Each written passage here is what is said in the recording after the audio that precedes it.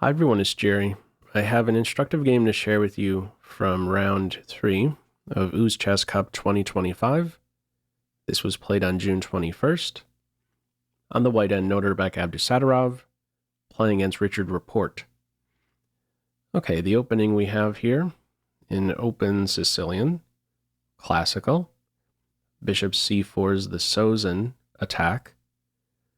Sharp play out of this opening phase. And I would say it kicks off right about here. Pawn play in particular, f4 and g4. Looking to bother the knight next. g5 right around the corner. Black's play here is to meet this wing attack with play in the center. It's d5. Now if g5, knight takes e4, is there a forward reaction? White's play is to take on d5. If e5 is played, the knight could consider playing into e4 or knight d7. The computer weighs those two around the same.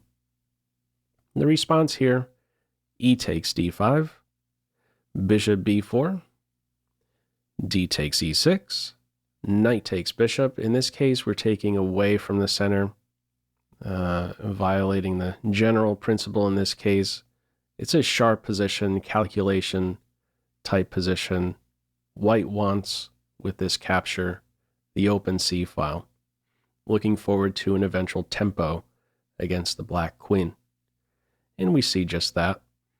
We are 15 moves in, the white king running for his life, but just one piece here that can maybe bother the king. No knight g4 here.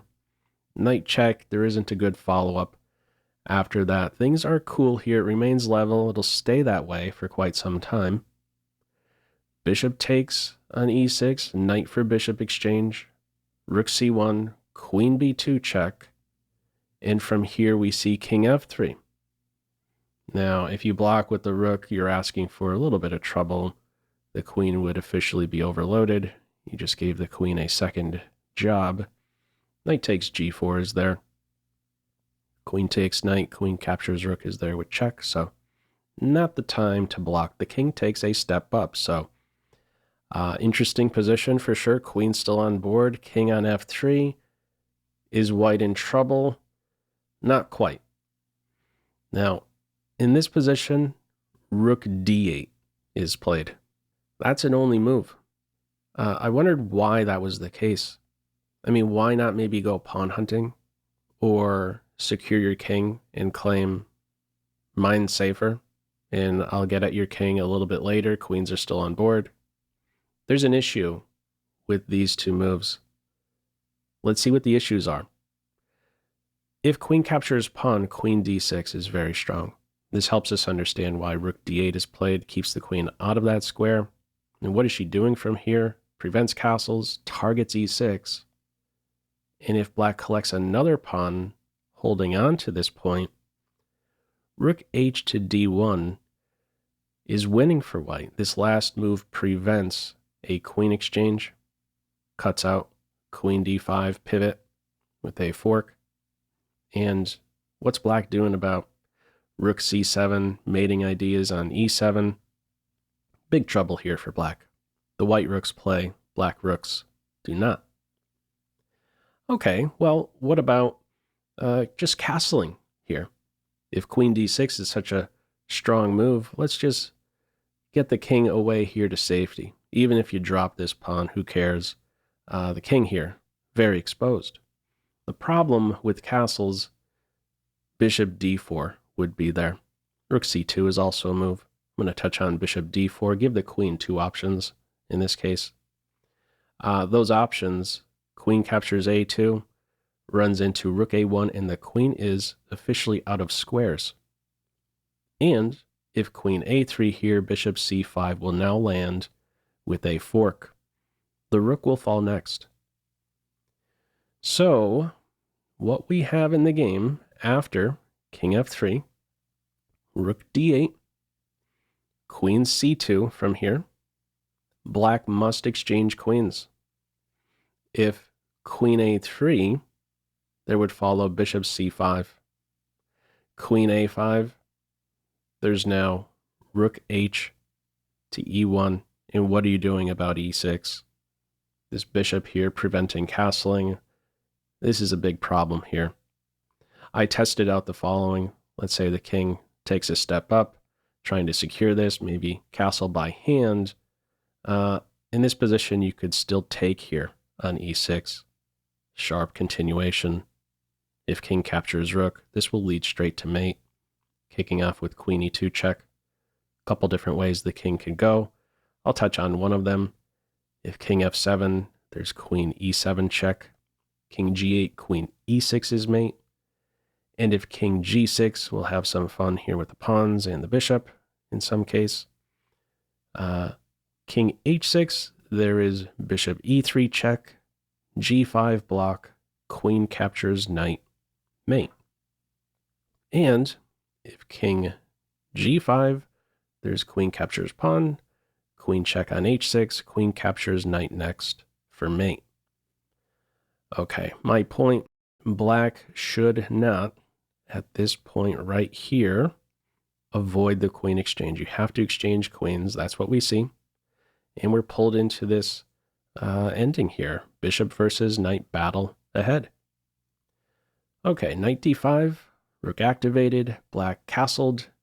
h4 prevents any ideas connected with g5, for instance.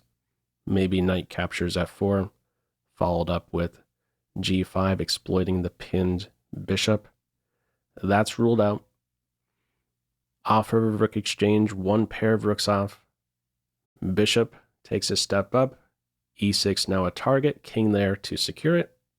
This is a very strong piece. White gets into position here with rook e5 to undermine it. f5 right around the corner. Knight e7. Rook exchange. Bishop versus knight ending. Equal position, and it stays that way for some time. Let's sort of fast forward to a critical moment, a big turning point in the game where the evaluation shifts significantly. So equal, still equal. We're still maneuvering a little bit. Bishop taming the knight.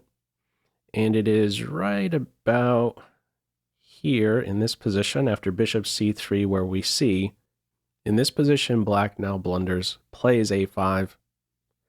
Now there's only one move that draws here for black. b4. I want to touch on this move here. Immediately questioning the bishop. Make a decision. What are you going to do? You're going to maintain pressure on the pawn with bishop d2, or you're going to back off here and keep a watchful eye on f6, preventing king f6, which would prevent king g5, king captures pawn. Let's test out these two moves here. If bishop d2, it's king f6. If king e4, king e6, box out the king yet again. It's not that simple, though. White can always sort of pass. For instance, bishop e1, stay trained here and now say you go right, I go left. You go left, I go right. Okay, making some headway, maybe. If black plays a5 here, and let's say bishop f2, looking to hunt the base point, this is one concrete line black may need to come up with. Calculation heavy ending here. Very tricky for black to play this. The bishop is superior to the knight with both wings here having pawns.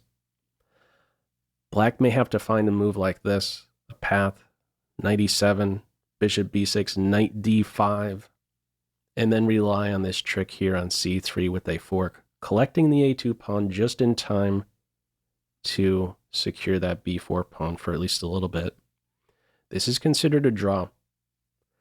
Now, the other path, should black have found this b4 move, the other path here, bishop b2, how might this run? Black's going to have to find several only moves. So after bishop b2, knight e7 is an only move. After king g5, knight d5, another only move. And after king captures pawn, king f5 would be another only move. That holds a draw. Now what? This one branches out in a couple ways. King h6, bishop d4, I'll draw some attention to. This is the simpler one to cover. King h6.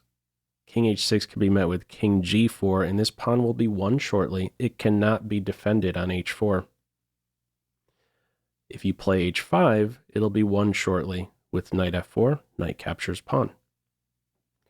So let's say white sees that line and says, let me first improve the bishop. It's a much better piece here in the center. It doesn't get much more flexible than that. a5 could be played here, and now let's revisit king h6, king g4. There's a different option now available to white.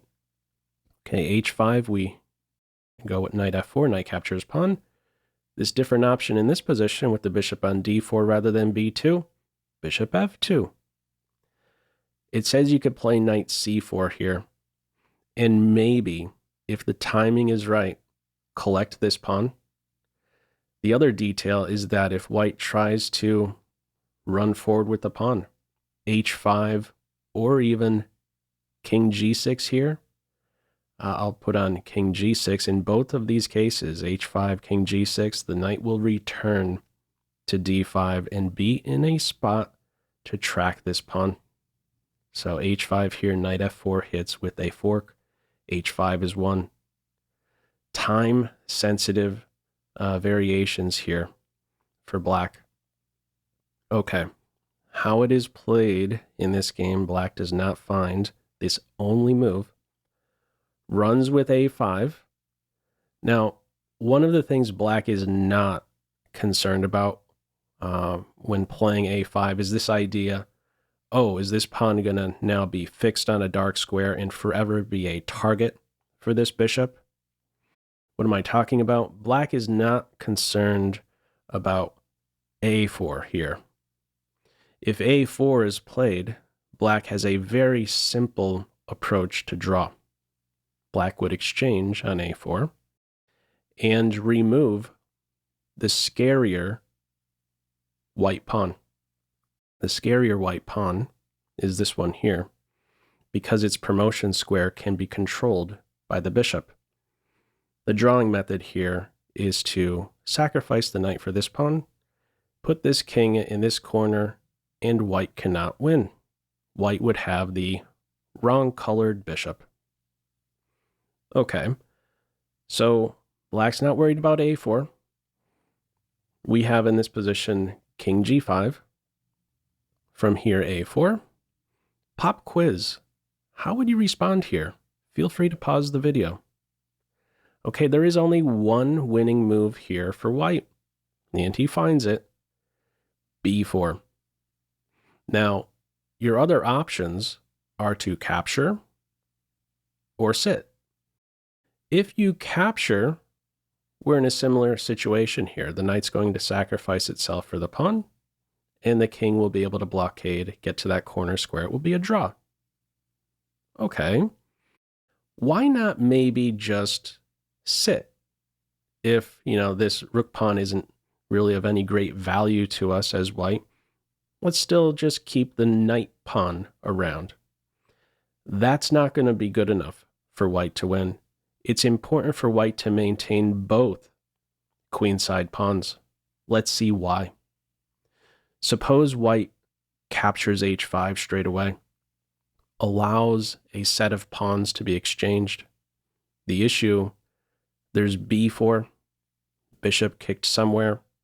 The king can improve, and there is no preventing this knight from tracking this pawn. It has two ways to access b3. The king will be in a spot to blockade and stop this pawn. It is important for white, again, to keep both queenside pawns, and we see just that. The only winning way is with the move in the game, b4. So let's see this winning approach from here, only now collecting that h-pawn, defending, offsetting the knight here. King improves, b4 secure. Knight maneuvers to this c4 post. White has calculated he can give up a3. Black captures, h-pawn runs, and the knight will be there just in time to stop the pawn. This moment here. White on move though. Bishop b2. Two things going on. Stop this passed pawn from taking a step forward and put yourself in position to challenge this knight. This here would not be a winning way for white. Rather than bishop b2, if you run with the pawn, the knight sacrifices itself, and this here is a draw. King is out of position. Yeah, this is a drawn position. So the only winning way, bishop b2 in this game. Knight check, king g8. Knight has to get back in position to stop the advance. Bishop c1. Now comes a3. One more pop quiz. What is your move here? Feel free to pause the video. Okay, the only winning way is to play bishop captures knight. If you play bishop captures pawn, king g6, and this pawn will be collected next. We're looking at a drawn position. The only winning way is with bishop captures knight, knowing that after a2 you have one move here that wins. White finds it. The win here is not to advance the pawn. If you advance the pawn, black promotes first. You promote next. Queens are exchanged. Bishop falls, and black will win the king and pawn ending. The only winning way is with bishop f6, a very aesthetic finish to this game. After bishop f6, black resigns. This is a nice way to stop the pawn from promoting. And the idea here, if king captures bishop, now we advance and say, okay, you promote first, but I promote with a skewer. The queen will be lost next. That's a very pretty finish to this one here. Really an excellent endgame to take a much deeper dive into. Again, I really only scratched the surface with some of the lines in this video here. This is really the main takeaway, I would say. This critical moment, maybe even right around here. Not focusing too much on the specific lines, but just these ideas. Do I want to keep a rook pawn around? Or a knight pawn? Or both pawns? The answer in this case, both pawns. Very instructive moment right there. Anyhow, your thoughts with this one? Feel free as usual to leave any feedback to this video in the comment section below. I hope you enjoyed it and maybe took a thing or two away. That's all for now. Take care.